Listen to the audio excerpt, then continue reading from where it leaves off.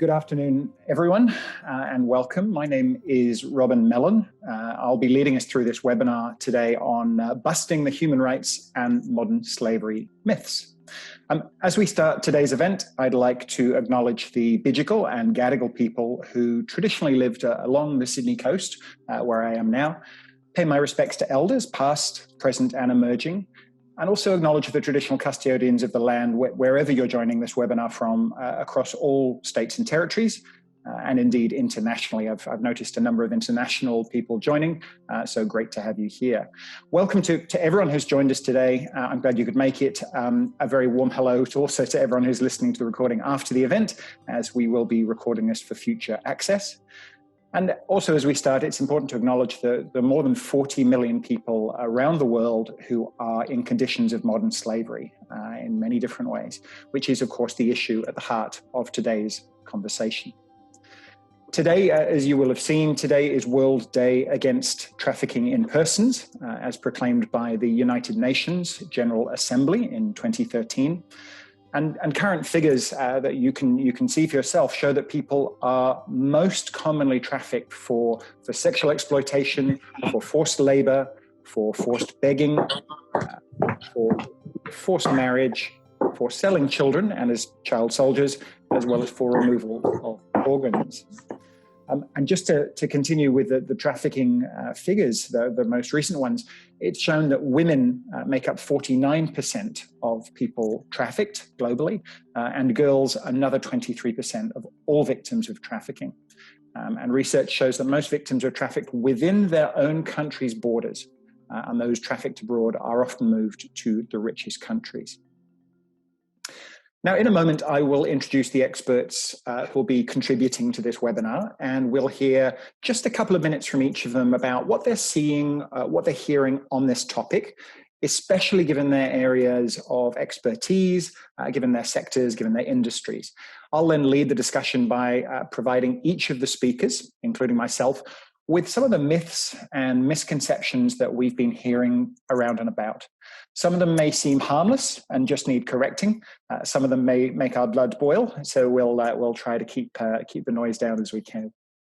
And then we'll go to you, the audience, for your questions. Please write your questions in the chat box as we go. You'll see the chat box down on the screen. So please do provide questions as we go. We'll try and answer as many as we can in the time provided, and we have left time at the end for that. So remember, this is your chance to ask questions of some of the experts here across these different sectors. So if you're wondering about an issue and whether to ask, then it's likely someone else's too. Please try and keep questions reasonably brief, no essays please, so we can get through them. And we'll be wrapping up between 1:15 and 1:30 p.m. So I do hope you can stay and help us bust as many myths as possible. During the webinar, you're all requested to keep microphones on mute so that we can get the best audio quality possible. And the speakers will be talking without slides, so feel free to listen along. And as I mentioned, an audio recording of the webinar will be made available after the event on different websites, including the Supply Chain Sustainability School here in Australia. So as I mentioned, my name is Robin Mellon. I have multiple roles, but for this webinar, I'm the CEO of Better Sydney and project manager for the Property Council of Australia's Modern Slavery Supplier Platform. With me, I am very fortunate to have some of my favorite people working in this space. Vanessa Zimmerman is the CEO of Pillar 2 and Chair of Human Rights for the UN Global Compact Network Australia. She's representing Pillar 2 today. James Bartle is the founding CEO of Outland Denim, the Australian denim company aiming for minimal environmental impact and zero exploitation. James has a rack of products behind him. I am wearing Outland Denim today, so we're keeping it teeming with the theme. Nicole Thompson is the head of sustainable and ethical procurement at Edge Environment, working across multiple sectors to look at supply chain risks, what they look like, how they can be assessed and addressed. And Eric Boone is special counsel at K&L Gates and an active member of their global ethical supply chain group, advising clients on compliance with the Modern Slavery Act. You can read more about each of today's experts on their LinkedIn pages, which are hyperlinked on the Humanitics event page. So to begin, let's hear from each of today's speakers about what they've been hearing, what they've been seeing in the human rights and modern slavery space at the moment, and also about how their clients and their supply chains are changing. I'll start the ball rolling by simply saying that I've been encountering three main things recently. First is, I guess, a flurry of activity from the leaders. These are predominantly larger organizations who are reporting under the Act and realizing that they need to be bringing these different initiatives together. They've been doing a lot of different things, from policies to processes, risk assessments, but they need to bring these together, fill some of the gaps where they're seeing them, and also connect those activities so that policies and processes are actually linked. The second thing is, I guess, the realization that there are some great resources out there about human rights, about modern slavery, what it looks like, how to assess and address the risk. But the information isn't necessarily getting through to the people who most need to access it, through the supply chains, the suppliers, through down to labor and raw materials. And the third thing is that there is still quite siloed thinking. I'd be interested to hear whether this actually turns into a myth, but there's still quite siloed thinking with, for example, property people really only looking at property case studies and manufacturers looking at manufacturing case studies, despite the fact that all of these supply chains are beautifully, crazily, intrinsically linked, as everyone is client, supplier, landlord, tenant, provider, collaborator. So we need to be looking outside our lanes a lot more. And the Property Council of Australia's supplier platform is just one project that's already seeing how a lot of these dots are joining together. Vanessa, I'll throw to you first. Can you give us just a couple of minutes on what you're seeing and hearing around the industry? Sure. Thanks, Robin, and thanks for having me today. So just following on from your point around silos, I think there are silos between sectors, but also silos within organisations that we're seeing. So still quite a bit of separation in some instances between, let's say, the procurement team and the sustainability team, where in fact it would be better to see much more coordination between them, not just on modern slavery reporting, but also obviously on risk management, especially because, as we know, the Modern Slavery Act covers not just supply chains, but operations as well. So it would be good to see more of a breakdown of silos there, but we still are unfortunately seeing some of those silos coming up with our clients and others. The second point really is around COVID-19, and we are seeing heightened risks of modern slavery at this time, where people who were already vulnerable may be now even more exposed to the risks and to the dangers of being embroiled in modern slavery. But that's to be balanced against probably now a more difficult situation for some companies in doing due diligence on their suppliers, in monitoring, in getting down onto the ground if suppliers were, if a company was used to auditing suppliers, and really having to look for some more creative options for the use of technology to be able to do the same type of due diligence that they did before. But I think the takeaway message there is that due diligence shouldn't stop now. In many cases, it may need to even be increased so that companies are aware of the risks and the unintended consequences that they may have at this time. And the last point really is around that risk identification.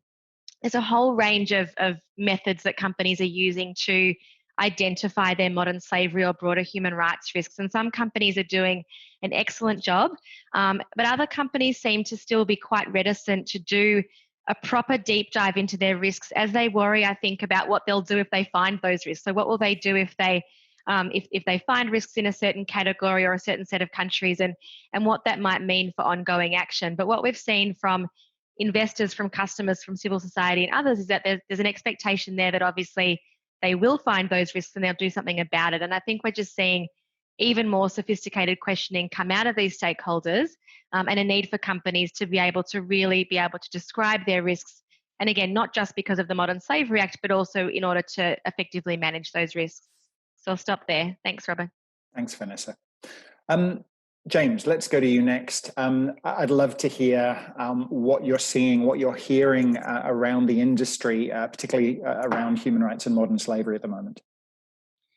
I mean, there's a lot of talk going on, and in particular with brands here within Australia. We're in the fashion industry, and because of the unfortunate tragedy that happened in Bangladesh, where so many tragically lost their lives, it really raised this question of your supply chain and what was happening within it. And because of that, that's really what got the fashion industry really ramping up in this space. And then some other amazing organizations that have been working to build the awareness amongst consumers. But so what we're seeing within the fashion industry is that brands are now hyper aware that they need to address this. But it's a really scary thing for a fashion brand to start to look within their supply chain. I think it's rated as number 2 as the highest risk of slavery being within the supply chain, according to the Walk Free Foundation's research. And so we know that more than likely a brand is going to find it within the supply chain. So I think what we're hearing and seeing within the industry is that we want, or other brands want, to find a solution to this. It's overwhelming. It's confusing. I don't know what to do about it. For those brands that are trading north of $100 million, they're now required to report on this with the Modern Slavery Act. And so I understand the fear that's around this, and so I think that it's that there's a lot of room for us to be able to educate brands on the reality and taking the next step. And I think that that's learning from other industries as well, and the way that they've addressed these issues. So I think fear and confusion would be, I would say, what I see most of within the fashion industry. Gotcha. Thanks, James. Nicole, let's turn to you next. I'd love to hear just a bit about what you're seeing and hearing around the industry. Yeah, so I guess to follow on from James there's definitely that fear and confusion, but we're seeing the clients that we're working with, as they start to dig down and have a look at risk, they're having that understanding that, yes, actually there is a lot of risk throughout both operations and supply chains, and that it's going to be a long process, a long journey. And so what we're finding, I guess, to calm some of that fear, using the analogy of safety. And so modern slavery at the moment is where safety was, say, 20 years ago. And so there's that kind of that calm that, okay, we need to do something, but it is going to be that slow process. But also, as they kind of understand, okay, well, we've worked on safety for a long time, and there's this acknowledgement that we've got risk management processes in place and procurement processes in place for evaluating suppliers on safety and quality, and there's due diligence processes already there that we can lean on. So I think there's this gradual understanding that modern slavery doesn't need to be this new bolt-on. It's something that we can actually integrate into what businesses already have in place and that they've built up over the years. Yeah. Thank you. And Eric, last but not least, what are you seeing? What are you hearing? I guess both from your perspective and that of K&L Gates here in Australia, but internationally. Yeah, it's been quite interesting. I think you raised the issue of the siloed nature of the benchmarking exercise. And I guess that is something I really have seen movement. I guess when we were initially contacted by many of our clients, it was more of the whole idea of legal compliance, very much looking at this as a legal compliance measure. And it has since moved more to, I guess, a peer benchmarking. Now, how do we define the peers is the question. I think you're right that many people were initially looking at very much how their peers in the industry were acting. I think now I see more people as they recognize that this is not just a legal compliance measure, but a large stakeholder engagement piece, that they're kind of expanding how they view their peer and whom they benchmark themselves against. Looking at people who may have a similar size, a similar profile, that may be similarly consumer facing. So that has more shaped as to who they want to benchmark themselves against. And I think that's been an interesting movement for me also when we had these initial engagements. I've noticed the conversions of some of our clients. Many of our clients contacted us with a very discreet engagement, really looking to do the minimal level of compliance. And to see them move as we help them to understand the issue, contextualize the issue, help them to understand the prevalence of modern slavery, it's really interesting to see them now move from just merely trying to be a resistant participant in respect of a compliance measure to really figuring out how they can exert their corporate influence to minimize the prevalence of slavery in their supply chain. So I've been very pleased to see those people who have converted and now seeking to go from being in the middle of the pack to being leaders and similarly want to benchmark themselves against leaders in the space. Thank you. There were some interesting perspectives there, I think, from fear and confusion to leadership in the space and everything in between. So it's good to, I think, sort of get an idea of what's going on. Let's move on to, I guess, the main part of today's webinar, the myths, of course. What I'm going to do now is go from speaker to speaker with one of the myths, take it in turns, the misconceptions that they've been hearing, and we get to hear their responses to these. Eric, you were last, and now I will turn to you first. One of the myths that I've got down here: large organizations always find it really hard and are far too slow to change direction. That goes to the point, that's a brilliant myth to bust, and that goes to some of our clients that we were working with. Like I said, when we help them, it's been very interesting when you engage with clients and you start to talk about contextualizing the issue. And I think for us, what we found and what we discovered is that it really requires you to stop and pull back, and I have to blame some of my legal counterparts in other firms who really initially took a very, I guess, compliance, tick the box process with respect to the Modern Slavery Act. You saw so many checklists being floated around in respect to the Modern Slavery Act. So we really were trying to, and I understand it's a very complex issue, they were trying to introduce simplicity to it.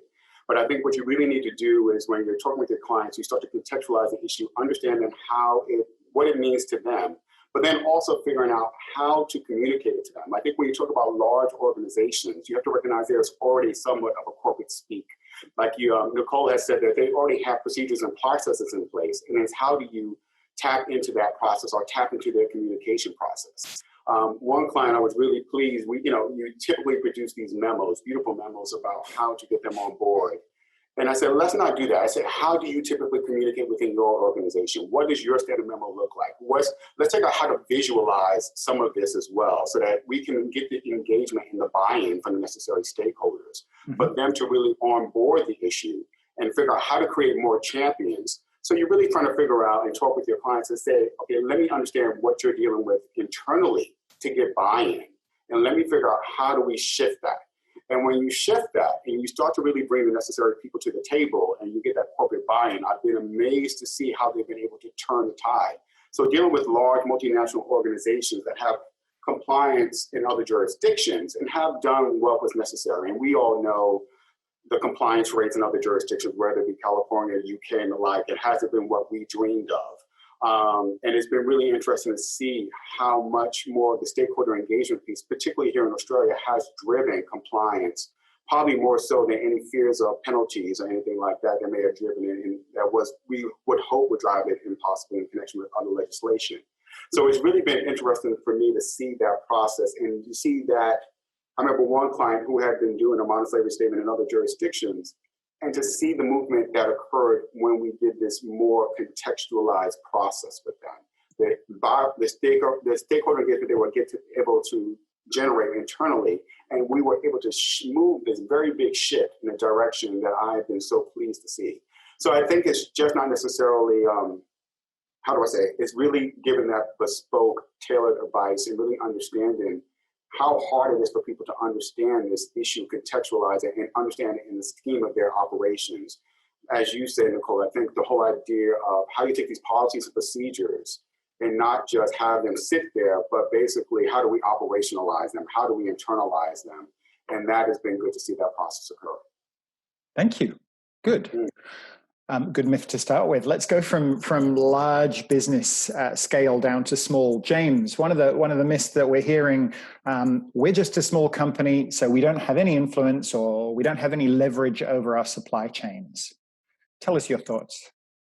Well, yes, there is truth to this for sure. There's no question. But I think as we've been able to prove as a small company and a small brand, it is possible. And so I think we need to be able to, collaborate more with brands and those that have maybe walked there before us, to be able to learn and establish new methods and ways that we're able to clean out our supply chain. I can certainly speak from, starting on this venture 10 years ago. having no clue about what my supply chain would look like or what a supply chain even was, to be honest, to today knowing that it is very complex and it is ever changing as well. So it's not like once you've ticked all those boxes, you're home and hosed. It's a consistent maintenance that needs to happen there as well. But I think it's a myth where a small brand, you may have a little influence over your suppliers, absolutely, but they may not be the right suppliers. So I think the key is that you are finding those that are supplying materials that have the same values as your brand does, and therefore you're going to be able to trace back into that supply chain. Though it be very difficult and time-consuming and potentially expensive as well, it's possible, but most certainly recognise it not being easy.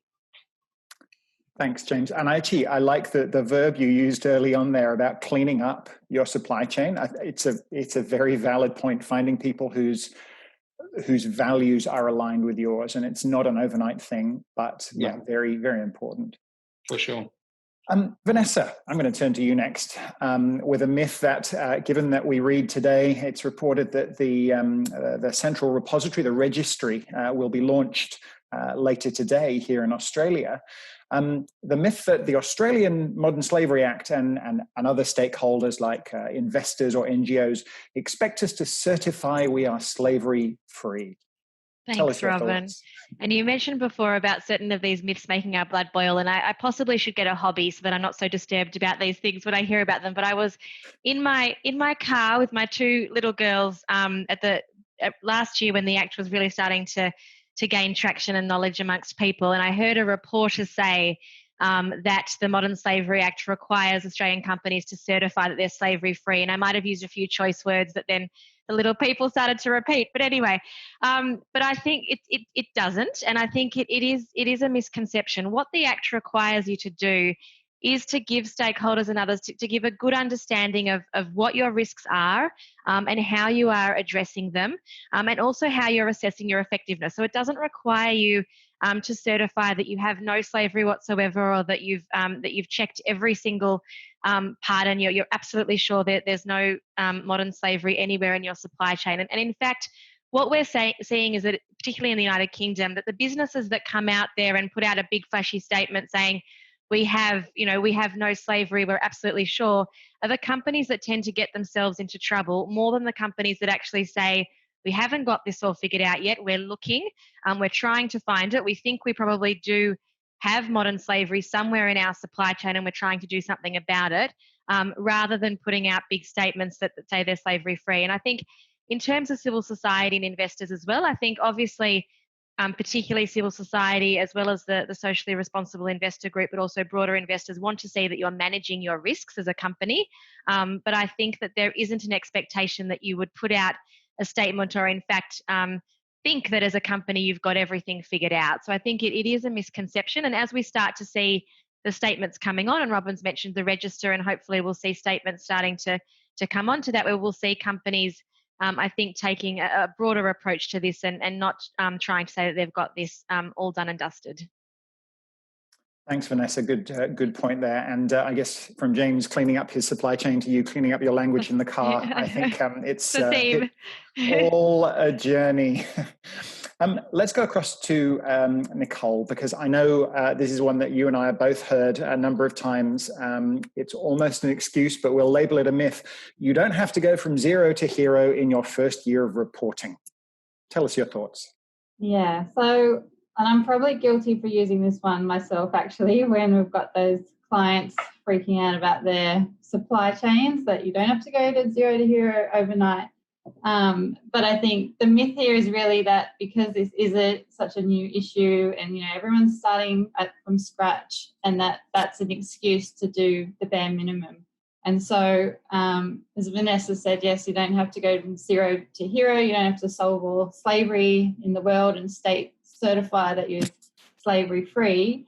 But I think the flip side to this is complacency. And so I think it's important to say that you're dealing with your modern slavery risks, but don't say that we'll deal with the rest later. Also Similarly, we're seeing a lot of like, let's update the policies and contracts, and yeah, we've got that sorted. Because what we're seeing from the clients we're working with, and this is everything from like fashion to supermarkets, property, construction, telco, is that there's a real broad approach and many different actions that people are taking. So there's no shortage of things that businesses can do.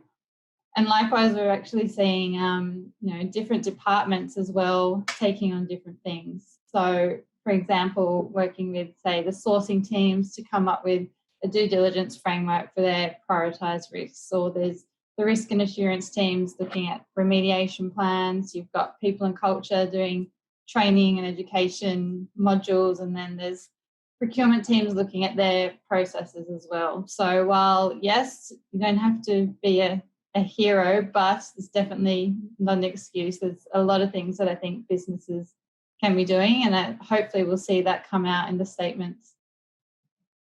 Thanks, Nicole.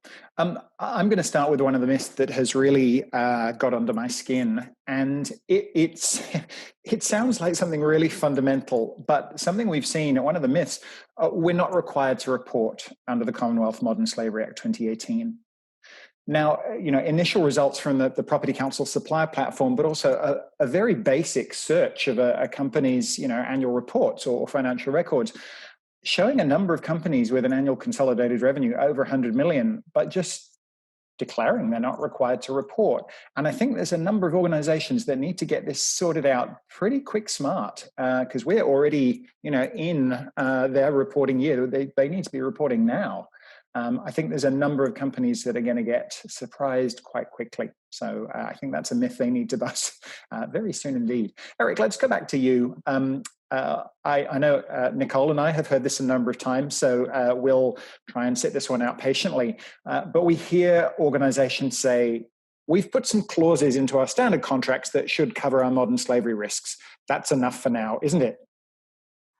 Yeah, I love that one. That one's a bit scary, Robin. Don't worry, it gets me quite upset too. And I love the things that people think, even the requests from us, like I mentioned earlier, how they want us to do these discrete engagements. They want us to give them typical clauses to drop into their supplier contracts and the like, just to kind of do that checkbox procedure. And again, I blame some of the checklists that were being circulated at the time of the introduction of the legislation. That really kind of prompted that. But I think I laugh about it because it's sometimes the clauses that you see that are just really going to that whole idea of compliance on a very cosmetic level. And I think what Vanessa brought up is key, the whole idea of the sophistication of your stakeholders, right? If we really move this from this whole idea of just merely legal compliance and some checklists, but really towards that stakeholder engagement piece and really recognizing that you're going to have this really vetted by a very sophisticated stakeholder group that are really engaged with this issue, that recognize the complexity of this. And I love some of the clauses that actually get inserted. Everything from having a certification from your suppliers that they have no modern slavery in their supply chain. I love that idiotic one because I'm like, it shows a failure at best, right? It shows a failure to understand the complexity of the issue, that everyone runs a risk, as James said, of having risk in your modern slavery supply chain. I love the quote, the whole idea that you're aiming for what it was aiming for zero exploitation, right? It's an aim. It's something that we're trying to achieve, but no one can say hand on heart that they have immunity from modern slavery in their supply chain. We don't have those antibodies yet. So the reality is it's an ever dynamic thing that you stop seeking these certifications that you can't rely upon. Stop trying to put like these zero tolerance in your policies that are actually, like you said, introduce moral liability in many cases. That could be the basis for a shareholder action against you. So in this effort to do this very simple, let's insert clauses, let's insert this into our policy, let's get these certifications or representation from our suppliers that are actually unreasonable to rely upon if you understand the complexity of supply chains. You're actually introducing more legal liability. You're introducing more risk. So I think understand that and pursue and really pursue substantive engagement on the issue and understand the stakeholder groups, the millennials that form the employees that you're trying to recruit that are forming the larger part of the investor base, or it may just be a large part of your consumers, understand this issue probably more than you do, obviously, if you're asking for those clauses. That's a really good point. Thank you. And it's also good to hear those different voices rather than the people resorting to contracts.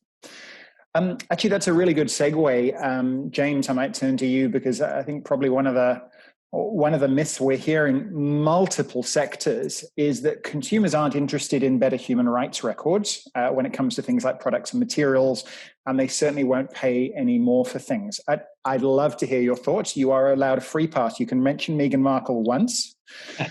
But tell us what you think. Are consumers really interested in human rights records? Absolutely.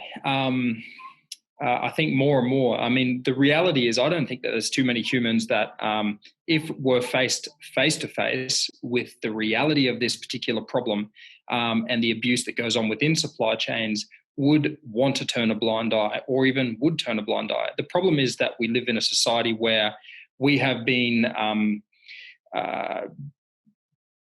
lied to essentially as to the reality of what we should have and at the price in which we should have it. So will people pay more? I think we are proof to that. We sell a $200+ jean. You're buying a premium product that actually what you're really buying isn't just the product. You're buying what it costs to follow a supply chain. You're buying what it costs to actually actively look for slavery. So it's one thing to say we're slavery free, and I must admit that I probably fell into that mentality early on as well, thinking, yep, we're slavery free because we've ticked the boxes. But as I've gone further into this journey, I've realized that our supply chains are so complex and changing all the time that this is an ongoing investment. And so when somebody buys this kind of product at a premium price, they're buying because they align with our values. We actually just ran an equity crowdfunding campaign right amidst the COVID coming into Australia in a quite a powerful way. And we were advised not to continue with this campaign. And so we decided that we'd push on because our belief was that people cared more today than ever before for these kinds of issues. And we were very successful in that raised $1.3 million. During that, in fact, we were the fastest company to hit their minimum target, which was an indicator to us that we were ticking a box for maybe more people than we realized. We got 1,000 investors during that campaign, and then we surveyed those investors and we asked them why they invested in Outland Denim. And there was two things. One was because of the social justice that's associated to our brand and the ability to be able to have a return. If I take that back to being a product, people will pay more for a product that they know ticks those boxes that align with their values. And all of us care for other human beings. It's a very rare person that genuinely doesn't. So if that ticks the box and the product ticks the box, absolutely people will pay more, but you have to tick both of those boxes. Thank you. That's really good summary there. Can I also, Robin, just to add in there on the previous point, the government in Western Australia, we're talking about the teeth to the Modern Slavery Act and what companies that aren't complying and reporting, is there any consequence? Well, the government in Western Australia has been talking about that those companies that don't report, there being some pretty serious consequence there because they won't be eligible to be able to go for the procurement opportunities that they would have. So it's a real thing. It's a real threat for those companies in upcoming their future, what kind of work they're going to be able to get on a government level at least. That degree of leverage, I mean, Eric was talking about large international organizations earlier, but similarly governments have massive leverage when it comes to supply chains and saying, this is the standard we need. This is what we need you to achieve. Not a zero tolerance, but this is the benchmark that we're setting. Let's go across. Vanessa, I know you and I have talked in the past, and I've heard you speak about reputational damage, but one of the myths that we see again and again is, we can't put any information in our statement, in our modern slavery statement, that might even suggest that we found a real risk of modern slavery, as that could expose us to reputational damage. Tell us your thoughts. Thanks, Robin. And just before I start on that, just to James's point before, there's also, I think it was the Netherlands that has actually placed some human rights related expectations on companies that are receiving funding or support in terms of the COVID recovery and responding to COVID. So just also seeing some of those links there with government support on all sorts of fronts relating to human rights and responsible supply chain management.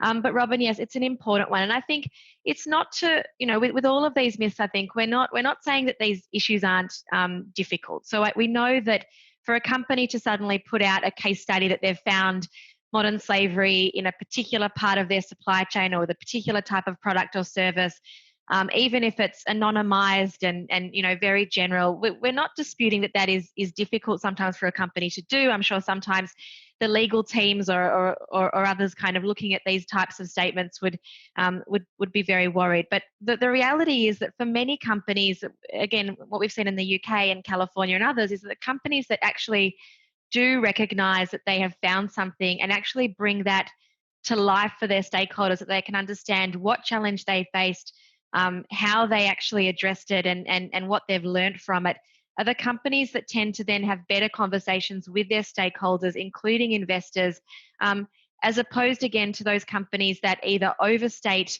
what they're doing and are not truthful about all the policies and processes they've put into place, or again say that they have absolutely no problem and there's nothing to see here. And one of the things that I've seen recently are companies where they'll say, and this is several clients, not just one, well, they'll say, we know that we might have some risks in our supply chain, but we basically don't have any risks whatsoever in our operations, which we know is not the case. And then again, that reticence to show any ankle in terms of highlighting some of the risks. And I think Tesco is one good example that in their modern slavery statement, I think it was earlier this year, did highlight several different sectors where they have found some risks of modern slavery. And we're not, and that wasn't taken out of context by the media. It was actually reported on quite well. That's not to say there can't be risks there with certain groups kind of taking these statements out of context and it becomes the headline. But I think more and more we will see an expectation that companies provide as much transparency as they can on those types of real situations.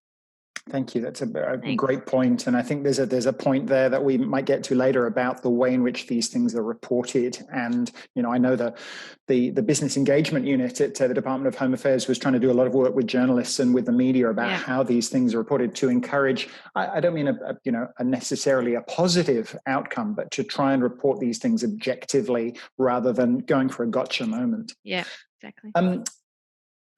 Nicole, I might send you, I've seen this one written down myself a number of times and reacted to it, but the statement that companies should prioritize risk in their biggest spend first.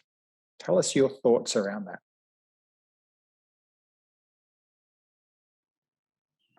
Yes, it does make sense. A lot of the time we'll just go, okay, what's the top 5 spends, top 10 spends, which isn't necessarily wrong, because sometimes you'll have a lot of leverage over who you're spending a lot of money with, or you might have those longer term relationships, and it might also cover a large portion of your supply chain. But I think the myth here is really that high spend equals risk, which is just not always the case.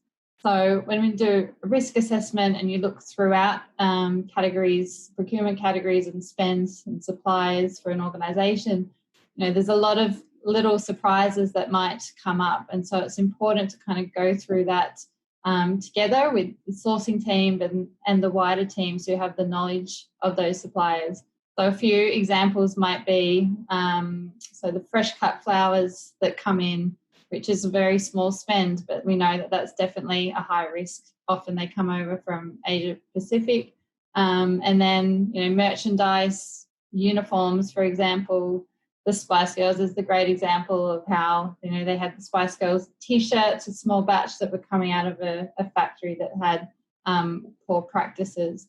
So whenever we do a risk assessment, there's a bit of a process we work with in terms of prioritization and coming up with a raft of criteria. So not just spend, but looking at those kind of more obscure suppliers and going through to help prioritize in terms of where can an organisation have leverage, where might they be able to have some influence, so over longer term suppliers, or a great example was from a food and grocery client, the Joe's Bananas, who they've worked with for 10 years. So they have a great relationship. They can influence and work together. So that's that supplier engagement. So picking that low-hanging fruit, or looking at perhaps a new contract coming up. And so the ability to, let's take a pilot approach to this new contract and try something different. So yeah, there's a whole suite of things that need to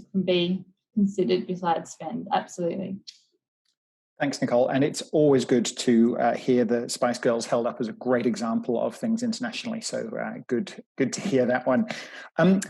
One of the things that is certainly a misconception, is one of those myths that makes my blood boil, is, and again, hearing this across sectors, across industries, it's far too expensive to expect us to train all our staff or all our suppliers. We can't make people into human rights experts overnight. And for me, I guess this is there's two things here. One is about resources, what resources are already available, what resources are there for free, making good use of what there is.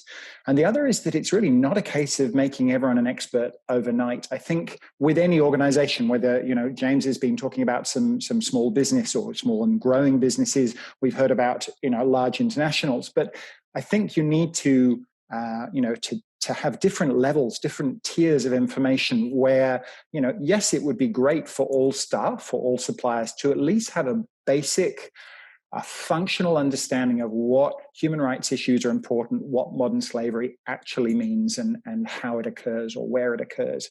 And then there's another layer of people. They might be project managers, they might be procurement managers, who actually need to know quite a bit more about decision making, about where some of the risks might be that need to be assessed or addressed. And then there's another layer of perhaps directors, of senior leadership team, and another layer of board level people who will be putting their signature on a modern slavery statement. And so I think it's unrealistic to expect everyone to be experts, but you can tier that information, and you can certainly tier it over time. And you can make great use of the resources that are already there. The Supply Chain Sustainability School we mentioned earlier, a great resource for the property, construction and infrastructure sectors here in Australia, with a lot of free resources about modern slavery. But, Be Slavery Free and Anti-Slavery Australia, there's a lot of great resources out there which can be connected to from YouTube videos and online e-learning modules. So I think it's not unrealistic. And, I'm not going to touch on Nicole's Zero to Hero, but we can make sure that these changes, this knowledge is incremental. It doesn't have to be an overnight thing. One of the questions, I'm sorry, I'm going to go wildly off script here, and I might go to maybe Eric and Vanessa here. One of the myths that came through in the chat box is that slavery is so ingrained in the global economy that if we remove slavery from our operations and supply chains, profitable companies will close and the economy will fall into recession. Now, I'm not expecting you to debunk that one in just 30 seconds. I've heard lots of different versions of that. Indeed, on previous webinars and training sessions, people have said, well, how much extra would it cost us to pay all the people in our supply chains a living wage? And I think it's a very reasonable question.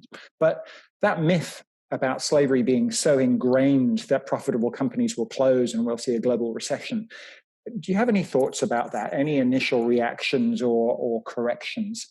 Eric, I might throw to you first and then Vanessa. Yeah, that's an interesting question, especially in the days of COVID, right? We know that one of the key drivers in the prevalence of modern slavery is the whole idea of labor cost cutting, right? So as we find ourselves in a global economic recession, as we find ourselves dealing with the impact of COVID and the idea that companies to survive are going to seek to cut costs, one of those costs that they're going to seek to cut is labor. So we need to really be mindful and really monitor that impact of COVID on our supply chains and increased risk of modern slavery. But I laugh about that because we talk about all the things that we do to prop up companies that would not otherwise be profitable. I don't know if we need to prop up what would otherwise be unprofitable companies on the back of the slaves.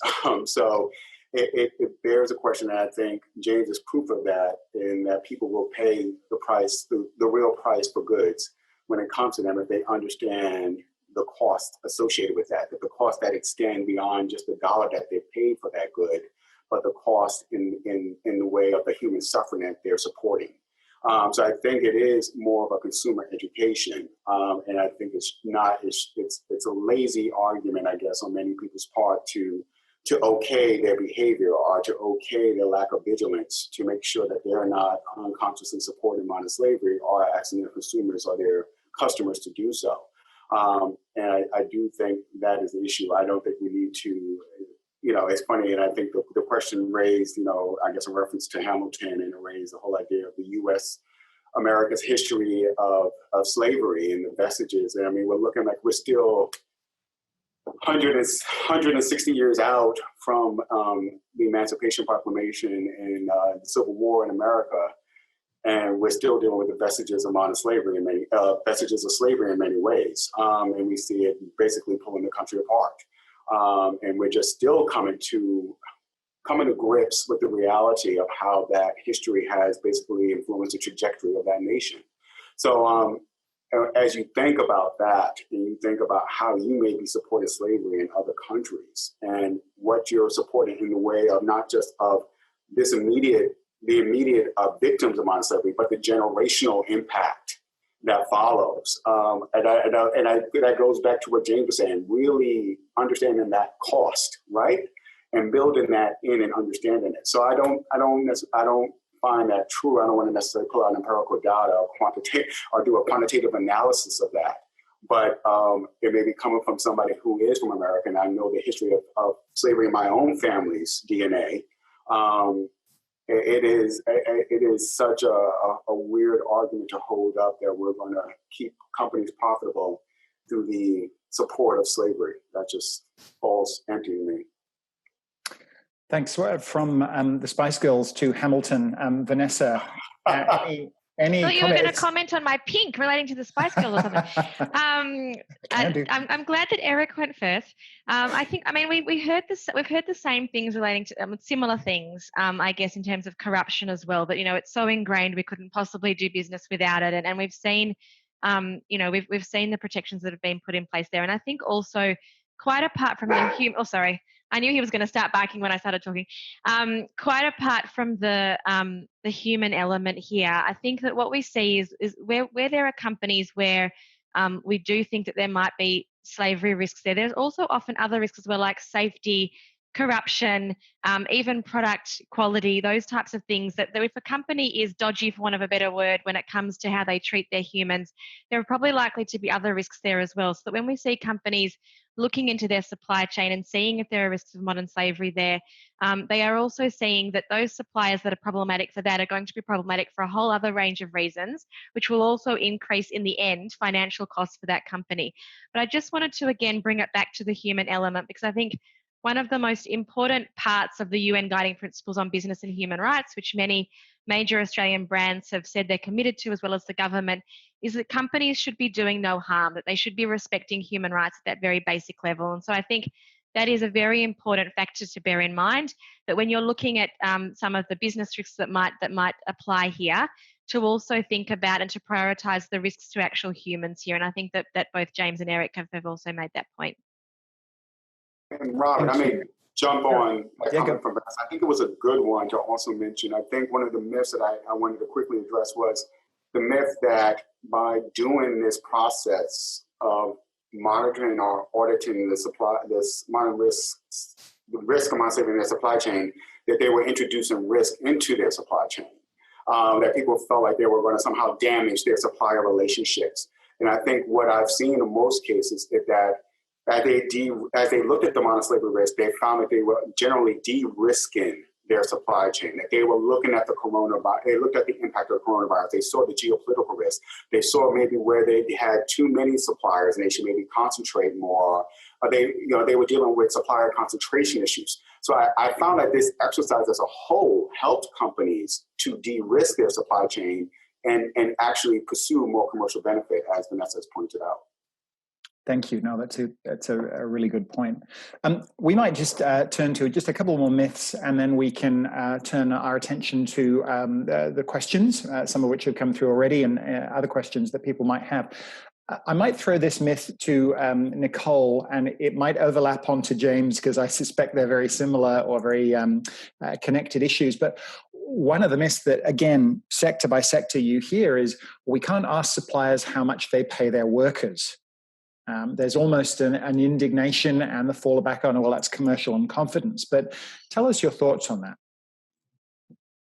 Yeah, this one actually came up just the other day. And so, my first response, and they ended up agreeing, was that if you're asking for this kind of information and they're a little bit shady about it or hesitant to share, then that's probably a red flag that maybe you do need to look and ask a few more questions. In terms of, it did come down to a legal perspective, and so maybe Eric can help out here, but my understanding is that if you've got the right parameters in place in contracts, that you can say that, if we're suspicious or if we want to find out, do our due diligence. If that's within a contract, then they can't say, no, it's not your business, really. But I think it's really important to just start those supplier engagements and build that trust so that suppliers don't feel hesitant to share that information, that it's level playing field, and that, come from it from the angle that we're working on this together. This isn't about penalizing you. This is about making sure that we're all doing the right thing. Yeah. Thanks, Nicole. And James, I know Outland Denim, has been building an ethical supply chain, a supply chain of people that connections that people that you can work with in the long term. But, any advice around that, trying to find out how people are paid, around that living wage conversation?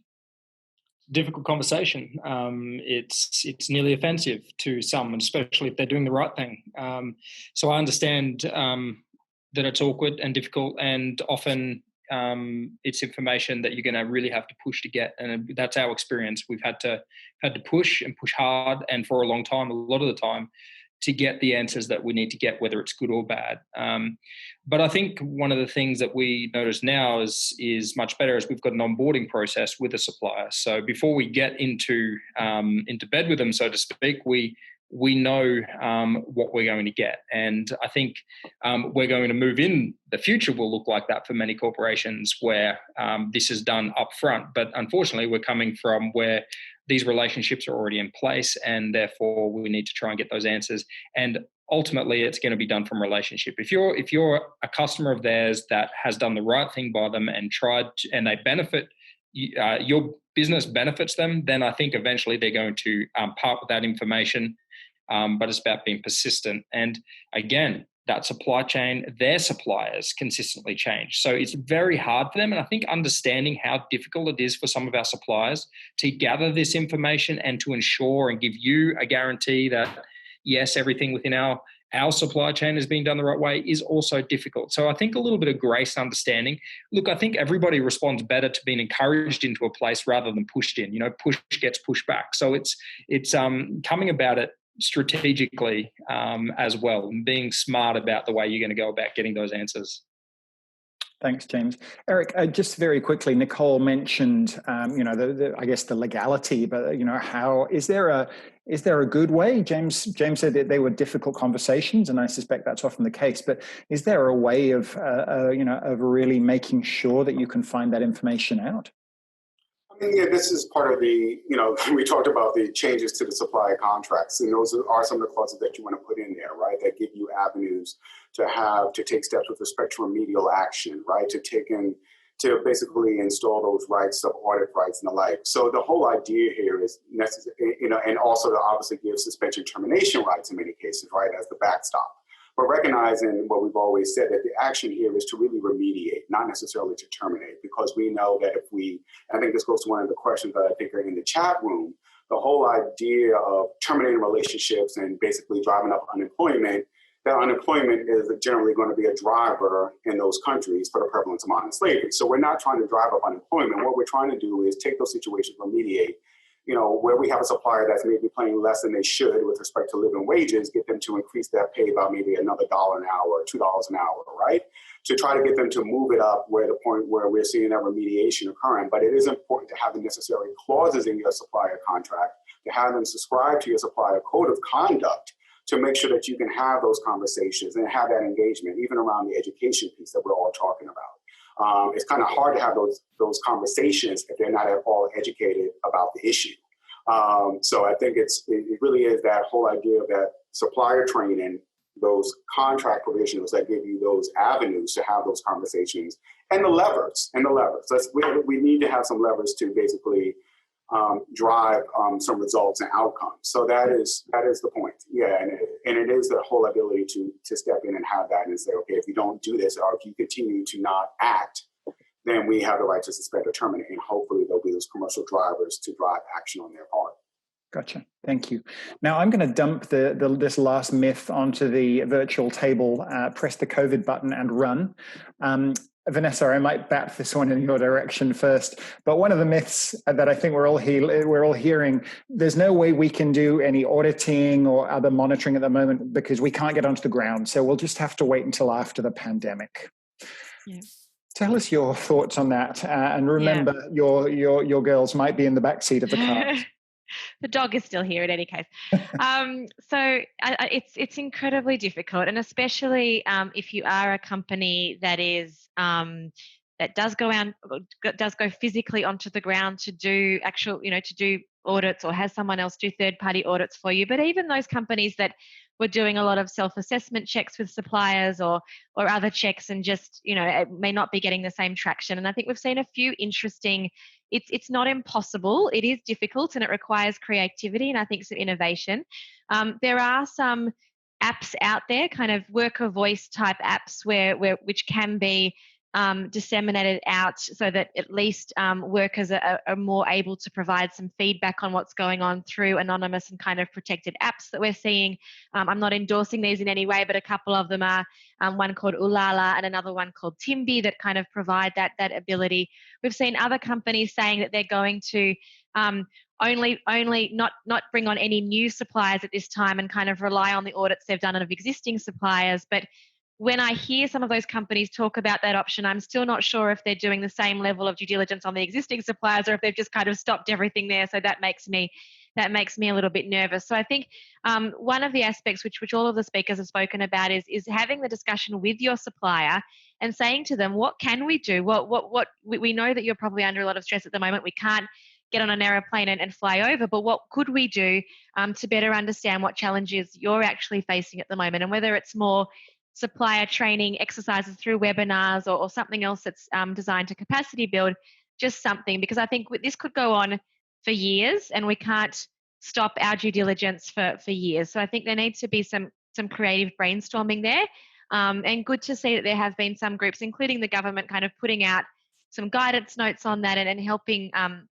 companies to think of some creative solutions there. But that's a really good question. What can we do to support is a really good question, but not one we hear that often. No.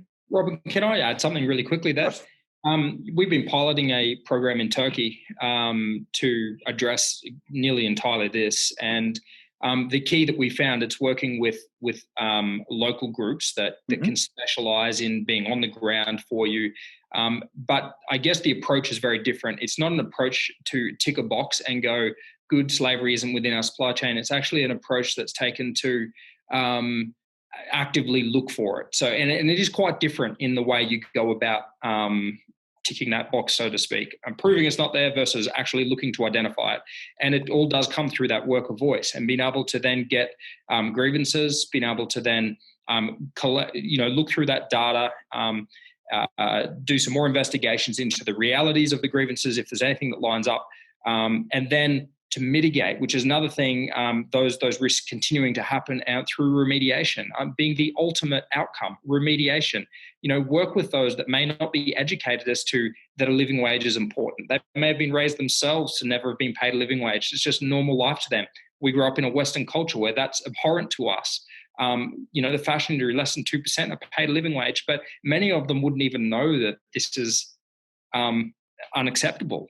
So I think if you can utilize on the ground groups, experts that understand culture, because culture is a big barrier to us identifying these issues. And we have a certain way we do it here in the West, and we think that every other culture should do it the same way. But as you understand other cultures, you realize that they do many things way better than we do.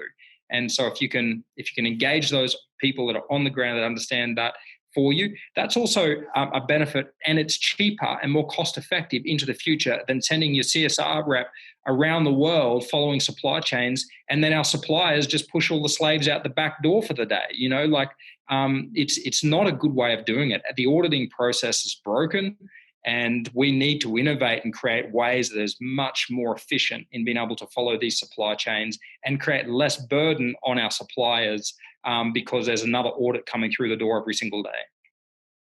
That's a number of really good points there, but I think understanding the cultures, understanding different cultures as supply chains go internationally is one of those, again, foundational points. We might turn to questions now. There's a number that we can get through, and I might sort of allocate them to people, and we can please do. I'd love to hear people chime in. One of the first ones, James, have you seen a coordinated response across the fashion industry, or are companies going it alone? And I might extend that one to Nicole as well, looking across multiple sectors. James, coordinated, or are people going it alone? It's coordinated to a degree, and becoming more so. I'm actually really excited about the future of fashion, so to speak, because we all, I think, generally want the same outcome. It's just, again, confusing and scary. So as we drop down those barriers between brands, it's cheaper for us, it's more effective, we learn faster. And so there's definitely coordination. And a lot of brands are coming to us willing to work with us and support what we're doing in order to be able to clean up their own supply chains as well. That's great to hear. And I know, from personal experience, that the Property Council Supplier Platform and the working group has been bringing, a lot of organizations together. Nicole, any other sectors? Are you seeing companies going it alone or good collaboration? Yeah, that's really great to hear, actually, James. I guess there's a few fashion companies we're working with, and we definitely hear that their frustrations, actually, that they want to do something and they are receiving a lot of pressure as well, because this issue's been around for quite a long time. But there's still those big brands that are quite, doing it alone, which really is a shame, because when you see that they're sharing factories, they're sharing supply chains, it makes total sense to do this alone. So in my experience so far, I'd really like to see more collaboration from fashion. It's more so, I think, those industries and sectors like telecommunications and electronics who have also had this pressure for a long time.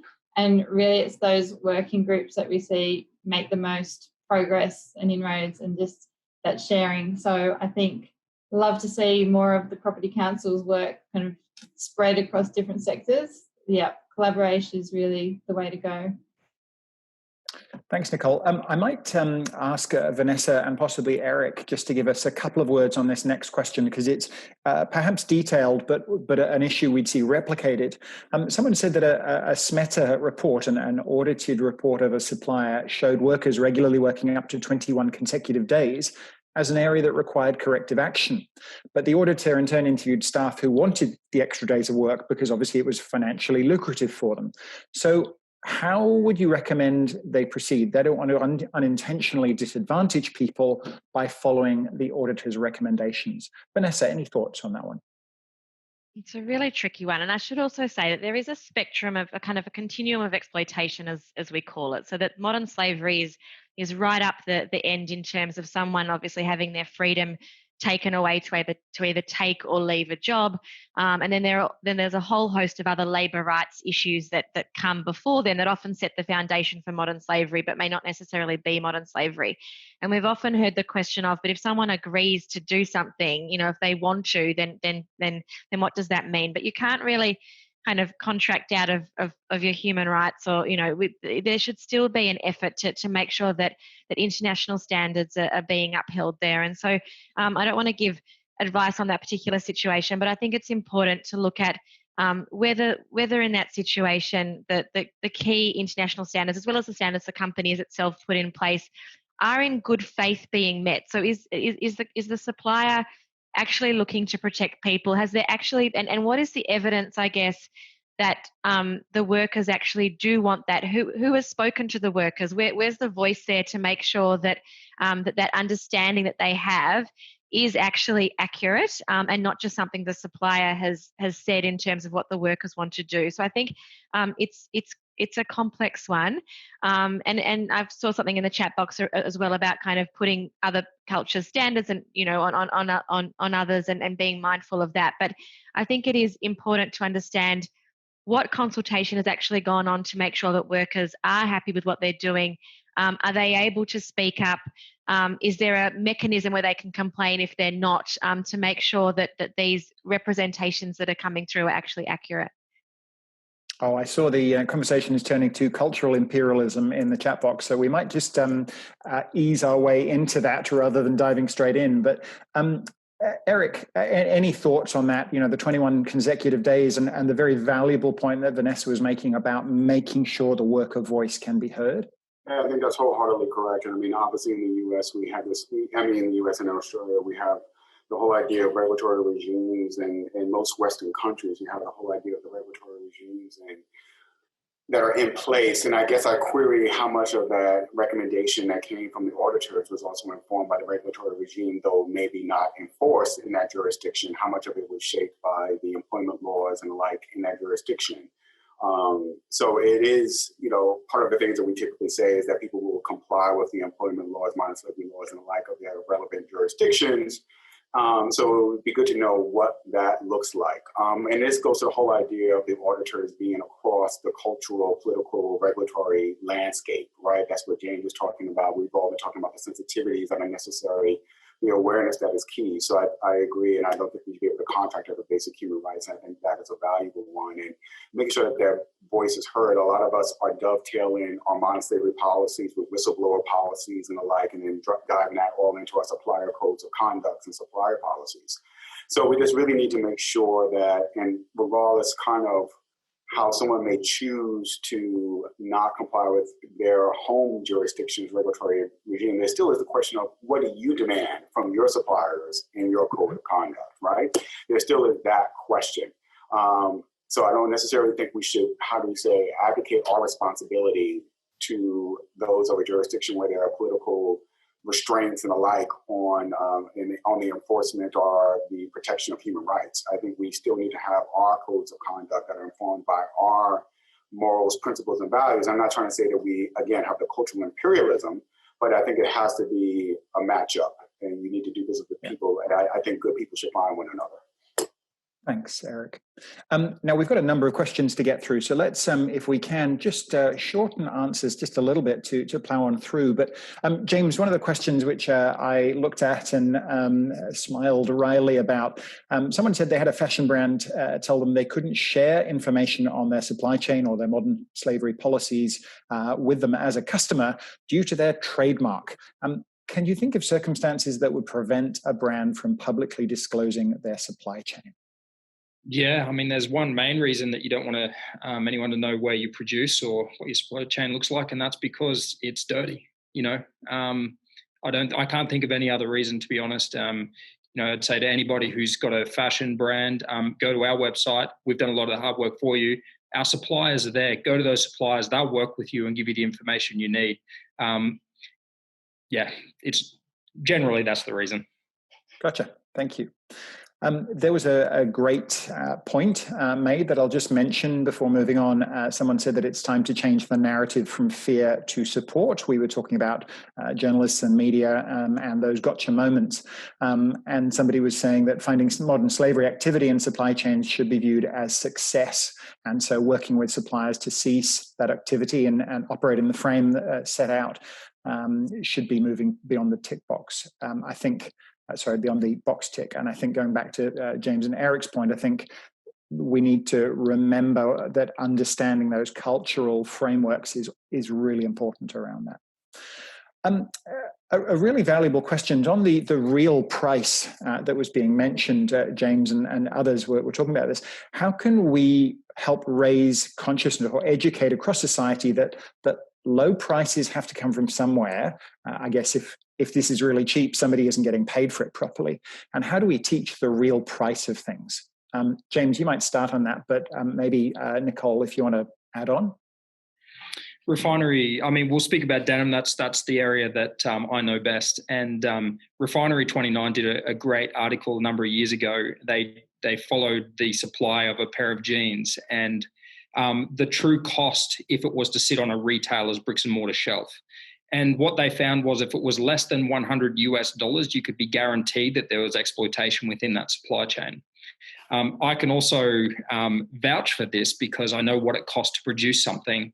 And, being a small brand, our ordering is smaller than some of the larger brands. So therefore we do pay more on fabric, let's say, or our raw materials, but not to the extent of there being a $100 difference in the end price.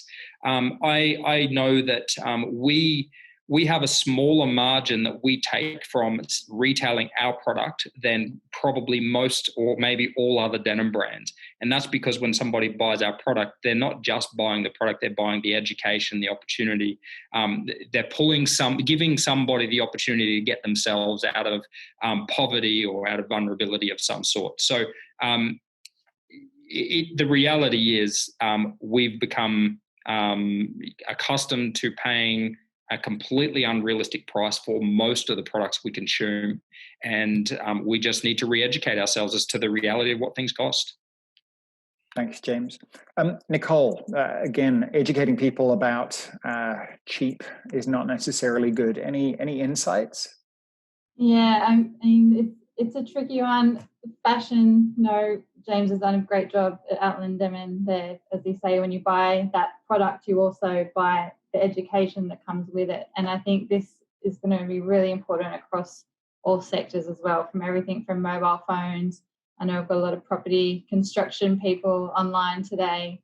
And I'll just come back to my first point that we made on this webinar, which is that this is a long process and a long journey, and it's not going to happen overnight.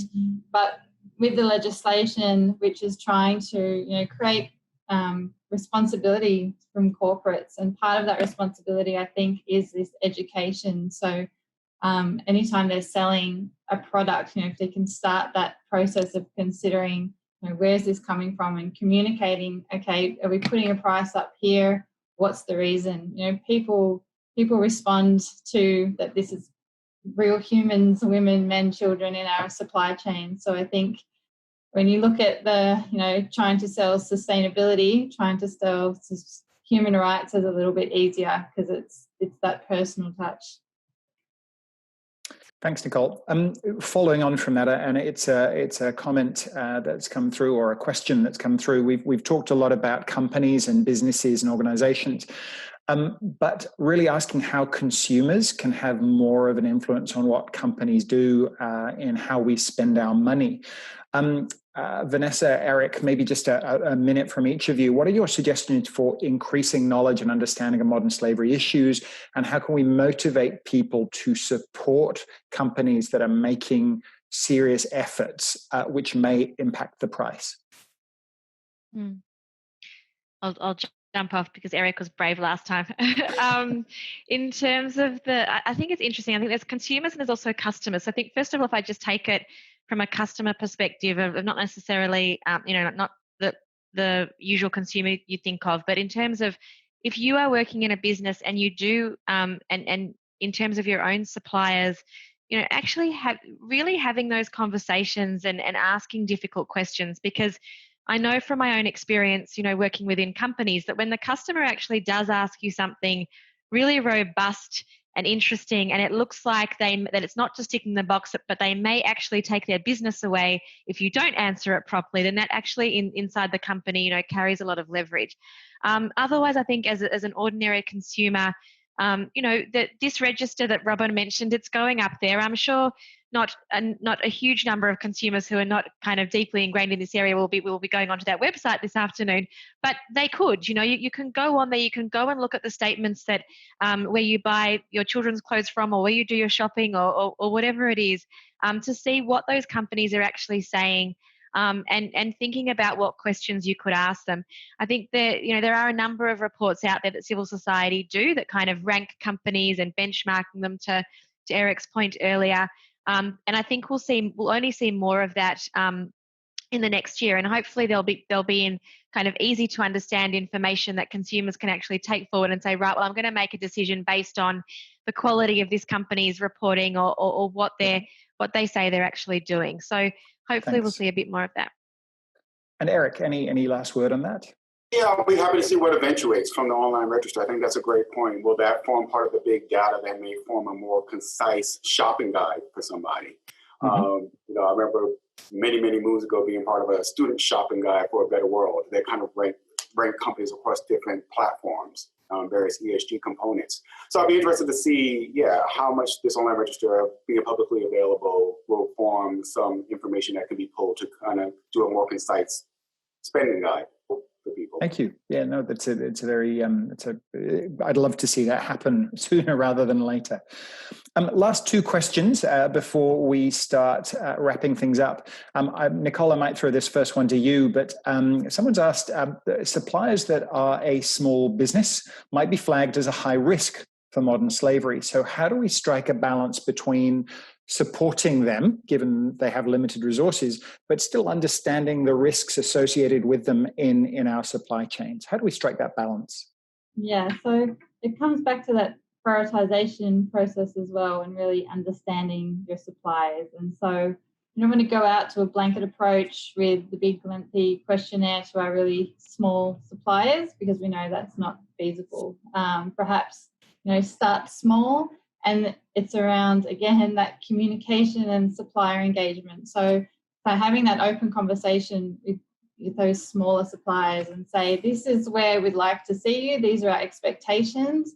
We understand that you're a smaller supplier and maybe you can't get there yet. What help do you need? How can we help you get there? Well, you don't have to solve all the problems overnight, but let's work together over the coming years. So it's really, I think, just that open communication, building trust suppliers. That might be with a policy template, for example. Just ask the question. Yeah. Gotcha. And last question, James, if it's all right, I might start with you and then throw to Eric, because it sort of crosses over, I think, sectors and approaches. But I'm fascinated by this one myself. How can corporations ensure that an increase in purchasing cost from their supply chain is actually transferred to better wages for their employees? Is the perception of subpar living wages better than the loss of employment? Well, I've heard this argument for a long time, and in fact, it used to be one that I had myself. Well, it's better that they have a job than they don't.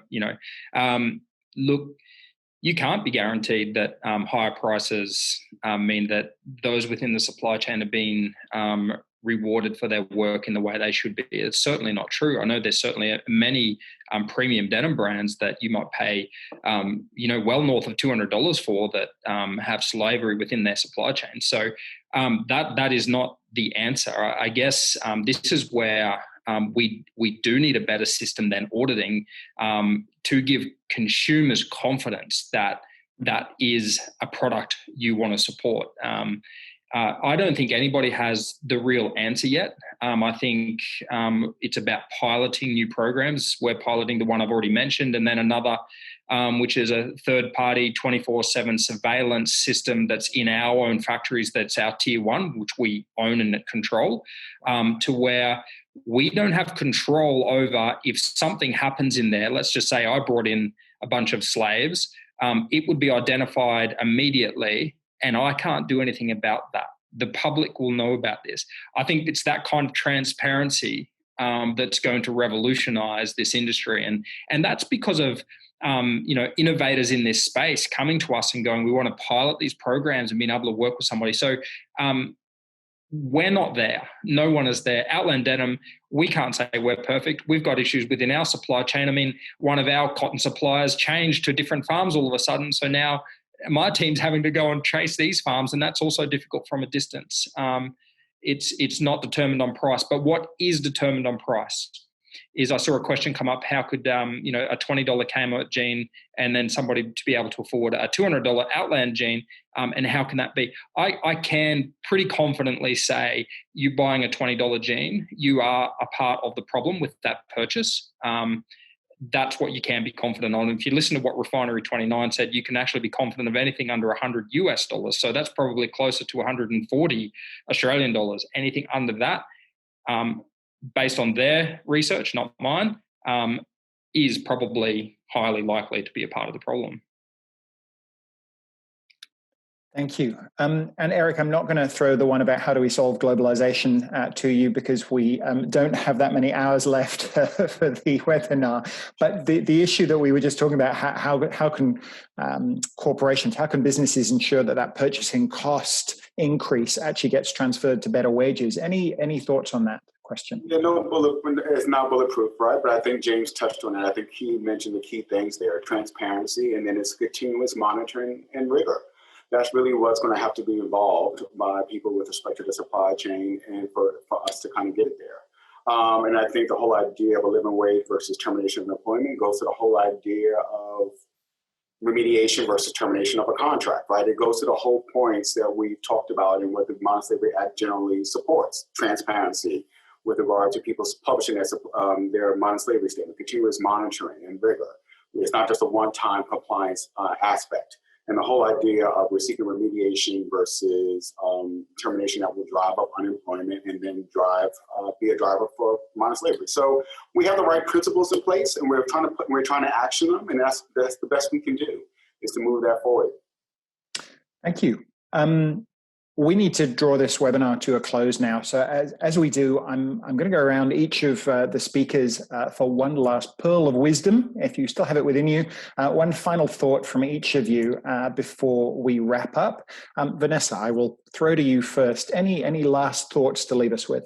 Thanks. I'll be super quick. I think it's a good idea for you as individuals within your companies or wherever you work to just, what myths do you to kind of go through the various things that you think about modern slavery. And I'd encourage you to try and debunk some of them yourselves, trying to figure out which of these are myths, which of them are realities, and try to have that cross-functional conversation within your company about some of those preconceptions that people might have. Thank you. That's a really good point. So yes, let's let this myth busting continue. James, any last pearls of wisdom for us? I think to bring it back to a very personal level with each of you is to think about the legacy that you leave on this earth. And this is a massive issue, bigger than ever before. And you're potentially part of it. In fact, all of us are part of the problem. That is the reality. What kind of legacy do you want to leave? Somebody who was willing to address this and deal with it for the benefit of society, or somebody who was more concerned with profit as you know it today? I think when we all take it back to that very basic level, I think we can all probably come back to the table with the exact same answer. Yeah, and understanding our own leverage that goes along with that. Nicole, any last thoughts to share with us?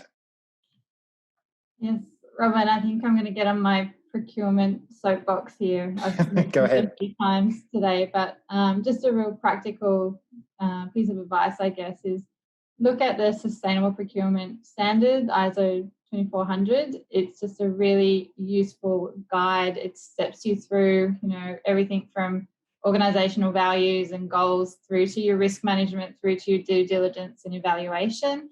Really great tool you can pick up and use today and find some actions. Cool. Thank you. And Eric, any last pearls of wisdom to leave us with? I want to thank the participant who brought it back to raise the question about the history of U.S. slavery. And it reminds me of the great actions that were taken to dismantle slavery in the U.S., the wars that were fought. I think about Harriet Tubman, the people who risked their lives to free others. And if we think about this as heavy and hard lifting, just kind of put that into context. And this is what you're being asked to do to help dismantle modern slavery. It's not a heavy lifting comparison. That's a really great point. Thank you. And as for me, I guess if I were to think of one pearl of wisdom here, I would simply reiterate, we've touched on it a number of times, that the best approach to continuous improvement, which is, of course, what the Modern Slavery Act is calling for, is going to be collaboration. It's going to be working with your staff and your suppliers to not just raise awareness of human rights and modern slavery issues, but to build on the strengths that will be there, to identify those skills gaps, and importantly, I guess, to develop corrective action plans, or whatever you want to term them, to see how you can work together to make each year better than the one before. We are bang on time. I'm very impressed. So I really need to extend my thanks. I love working with people as informed, as passionate, as articulate as this across the industry. So many thanks to each of our speakers: Vanessa Zimmerman from Pillar 2, James Bartle from Outland Denim, Nicole Thompson from Edge Environment, and Eric Boone from K&L Gates.